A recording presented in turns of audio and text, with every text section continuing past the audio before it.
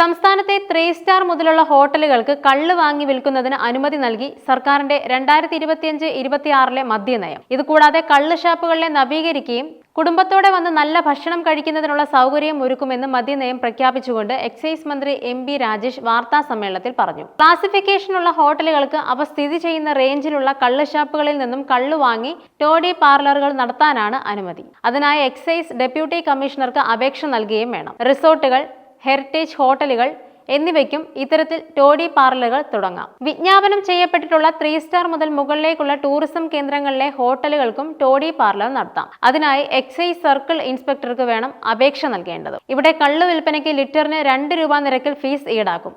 ഇതിന്റെ നടത്തിപ്പ് ചുമതല കള്ള് വ്യവസായവുമായി ബന്ധപ്പെട്ട തൊഴിലാളി സംഘങ്ങളെ ഏൽപ്പിക്കുന്നത് ആലോചിക്കുമെന്നും മന്ത്രി പറഞ്ഞു.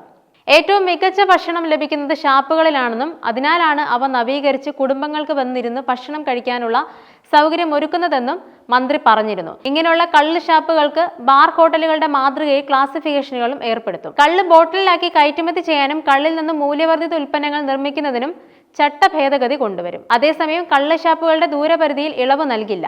ആരാധനാലയങ്ങൾ, സ്കൂളുകൾ എന്നിവയിൽ നിന്നുമുള്ള അകലം 400 മീറ്ററിൽ നിന്നും 150 കുറയ്ക്കണമെന്നായിരുന്നു ആവശ്യം. തെങ്ങിൽ നിന്നും ഒരു ദിവസം ചെത്തിയെടുക്കുന്ന കള്ളിന്റെ അളവ് പുതുക്കി നിശ്ചയിക്കും. നിലവിൽ 2 ലിറ്ററാണ്.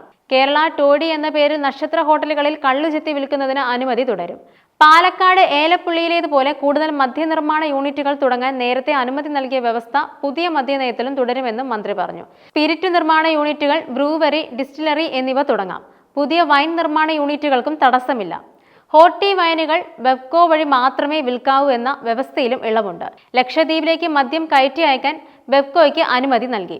ബംഗാരാം ദ്വീപിലേക്ക് മദ്യം നൽകാൻ നേരത്തെ പ്രത്യേക അനുമതി നൽകിയിരുന്നു. കയറ്റുമതി ചെയ്യുന്ന മദ്യത്തിനുള്ള നികുതി കൂടും.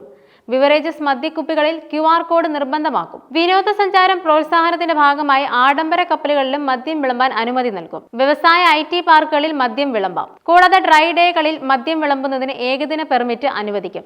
ബിസിനസ് സമ്മേളനങ്ങൾ, അന്താരാഷ്ട്ര കോൺഫറൻസുകൾ, കൂടിച്ചേരലുകൾ എന്നിവയുടെ ഭാഗമായി 3 സ്റ്റാറിന് മുകളിലേക്കുള്ള ഹോട്ടലുകൾ, ഹെറിറ്റേജ്, ക്ലാസിക് റിസോർട്ടുകൾ എന്നിവിടങ്ങളിൽ 1-ാം തീയതിയും മദ്യം വിളമ്പാം. 50,000 രൂപ നൽകി പ്രത്യേക പെർമിറ്റ് എടുക്കാം. 7 ദിവസം മുമ്പ് അപേക്ഷിക്കണം. 1-ാം തീയതി ഡ്രൈ ഡേയിൽ മാത്രമാണ് ഇളവ്. മറ്റ് ഡ്രൈ ഡേകളിൽ അനുമതിയില്ല. എന്നാൽ മദ്യനയം എന്നതുകൊണ്ട് മദ്യ ലഭ്യത ഉദാരവൽക്കരിക്കുക എന്നതല്ല ലക്ഷ്യമിടുന്നതെന്ന് എക്സൈസ് മന്ത്രി എം ബി രാജേഷ് പറഞ്ഞു. ടൂറിസം പ്രോത്സാഹിപ്പിക്കുക എന്നതാണ് പ്രധാനം. ടൂറിസ്റ്റുകൾ കേരളത്തിന് പുറത്തു നിന്ന് വരുന്നവരാണ്. അവർക്ക് മദ്യം കഴിക്കണമെങ്കിൽ അത് ലഭ്യമാക്കുക എന്നത് നമ്മുടെ ഉത്തരവാദിത്തമാണ്. മദ്യം കഴിക്കണോ കഴിക്കേണ്ടയോ എന്ന തീരുമാനം നമ്മൾ അടിച്ചേൽപ്പിക്കുന്നത് ശരിയല്ല. അതിനാലാണ് മൈസ് ടൂറിസം, ഈവന്റ് ടൂറിസം തുടങ്ങിയവയെ ഉദ്ദേശിച്ച് വ്യവസ്ഥകളോടെ മദ്യവിതരണത്തിന് അനുമതി നൽകിയത്. ലഹരിയിൽ ഏറ്റവും അപകടകരം മയക്കുമരുന്നും സിന്തറ്റിക് ലഹരികളുമാണ്.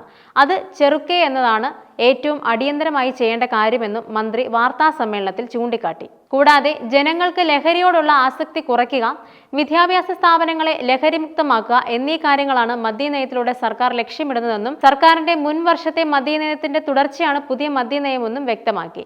മയക്കുമരുന്നും രാസലഹരിയും തടയാനുള്ള ഇടപെടലും മുന്നോട്ട് വയ്ക്കുന്നുണ്ട്. സ്കൂൾ തലത്തിലും ജില്ലാ തലത്തിലുമുള്ള ജാഗ്രതാ സമിതികൾ യോഗം ചേർന്ന് ലഹരി വിരുദ്ധ പ്രവർത്തനങ്ങൾ ആസൂത്രണം ചെയ്യുകയും അതിന് നേതൃത്വം നൽകുകയും ചെയ്യുമെന്നും അദ്ദേഹം കൂട്ടിച്ചേർത്തു. എന്നാൽ ഈ സാഹചര്യത്തിലും സർക്കാർ പ്രഖ്യാപിച്ച പുതിയ മദ്യനയം LDFന്റെ പ്രഖ്യാപിത നയത്തിന് വിരുദ്ധമാണെന്ന് കേരള സ്റ്റേറ്റ് ചെത്ത് തൊഴിലാളി ഫെഡറേഷൻ പറഞ്ഞു. പരക്കെ അംഗീകരിക്കപ്പെട്ട മദ്യവർജനം എന്ന LDF നിലപാടിൽ നിന്ന് പിന്നോക്കം പോകുന്നതാണ് ഇപ്പോൾ പ്രഖ്യാപിച്ചിട്ടുള്ള മദ്യനയം. ലഹരിക്കെതിരെ സമൂഹം ഒന്നടങ്കം ചർച്ച ചെയ്യുന്ന സന്ദർഭത്തിൽ യഥേഷ്ടം ഡിസ്റ്റിലറികളും ബ്രൂവറികളും തുടങ്ങുവാനുള്ള നീക്കവും ഡ്രൈ ഡേയിൽ വരുത്തിയിട്ടുള്ള മാറ്റങ്ങളും കള്ളുചെത്ത് വ്യവസായത്തെ തകർക്കും. വീര്യം കൂടിയ മദ്യത്തിന്റെ വ്യാപനം പൊതുസമൂഹത്തെയും സാരമായി ബാധിക്കും. മദ്യനിരോധനത്തിൽ വരുത്തിയിട്ടുള്ള ഇളവുകൾ പുനഃപരിശോധിക്കണം. പരമ്പരാഗത വ്യവസായങ്ങളെ സംരക്ഷിക്കുകയും പ്രോത്സാഹിപ്പിക്കുകയും ചെയ്യുമെന്നും പ്രകടന പത്രികയിൽ വാഗ്ദാനത്തിന് വിരുദ്ധ സമീപനം സ്വീകരിക്കുന്നതിൽ അതിയായ ആശങ്കയുണ്ടെന്നും വ്യക്തമാക്കി. കള്ളുചെത്ത് വ്യവസായത്തെ സംരക്ഷിക്കാൻ മദ്യനയത്തിൽ ആവശ്യമായ നിർദ്ദേശങ്ങളുമില്ല. മാത്രമല്ല ദൂരപരിധിയിൽ ഇളവ് നൽകാൻ തയ്യാറാകാത്തതും പ്രതിസന്ധി വർദ്ധിപ്പിക്കുമെന്നും ഫെഡറേഷൻ വർക്കിംഗ് പ്രസിഡന്റ് TV മധു വ്യക്തമാക്കുകയും ചെയ്തു.